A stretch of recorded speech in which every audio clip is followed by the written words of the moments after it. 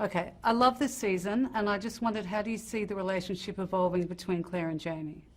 I think this season in particular, it's a very mature look at their relationship. It's deepened, it's developed. The kind of will they, won't they cliffhangers have been put to the side, at least for now. And so we get to really explore a much more content and, a nice look at them experiencing domesticity for the first time in a way. This season is very much focused on the idea of home and creating home and what that means to all our characters. And, I think it's also probably one of the most settled seasons in terms of the travel that at least Claire and Jamie do. So it's nice. It's been nice to explore that different side. To what do you attribute the popularity of the show? Because it's obviously incredibly romantic, and the time travel aspect is great too. Yeah, I think we have a huge debt to pay to Diana. These books were so popular before we were even a twinkle in anyone's eye. So she's created this epic tale that it's just encompasses so many things. Yes, it's got this aspirational romance, but it's also got politics and history and action.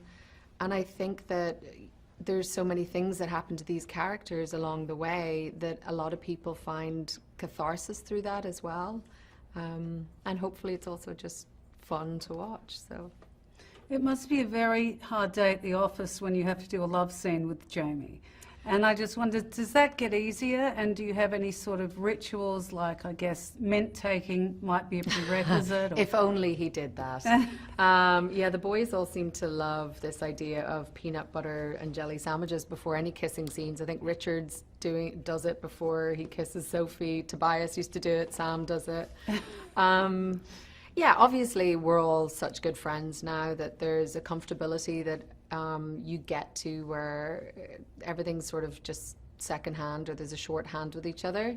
They're still always awkward. It's like being in a room with 18 people, but I think at this point we sort of know what this relationship is, and that's the most important thing to focus on, is making it as honest to the two characters' journey as possible.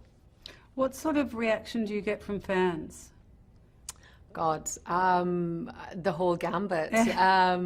We have the most, I think, enthusiastic, passionate fans out there, or at least among the most. There have been Outlander babies. There are, Outlander babies. I mean, there's a lot of people who come up and they're like, "This baby is a product of watching Outlander," and that's kind of cool. Yeah. But also, we have it runs through generations, which is also so cool.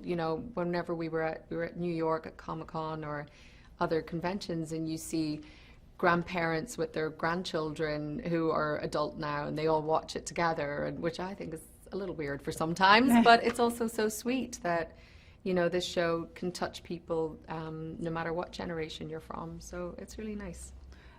Given the time travel theme, do you have a favourite travel destination?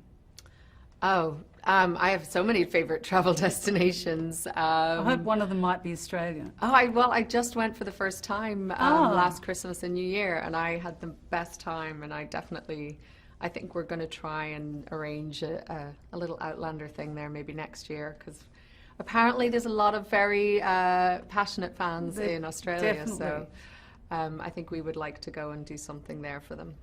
Is there anything you particularly remember about being there, or that surprised you? Or? Well, I was in Sydney and then Byron Bay, and Sydney just blew me away. I don't know, I had such a different image in my head of it being like a beach city, but it's not. It's so cosmopolitan. It was just all the little coves, and it was just so beautiful. Great food, amazing food, great shopping, and everyone's really cool there. So yeah, I'm definitely going back.